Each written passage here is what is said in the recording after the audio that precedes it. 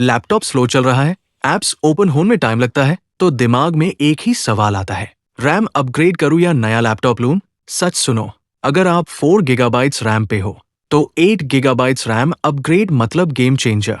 Multitasking smooth, Chrome tabs tension free, office, coding, editing सब better. लेकिन अगर आपका लैपटॉप एचडीडी पे है, सिर्फ रैम अपग्रेड से मिरेकल नहीं होगा। SSD plus RAM is equal to real speed boost. और हाँ, अगर ऑलरेडी 16 गीगाबाइट्स रैम है और फिर भी सिस्टम स्लो है, प्रॉब्लम रैम नहीं, प्रोसेसर है। फॉलो करो, वरना पैसा वेस्ट हो जाएगा।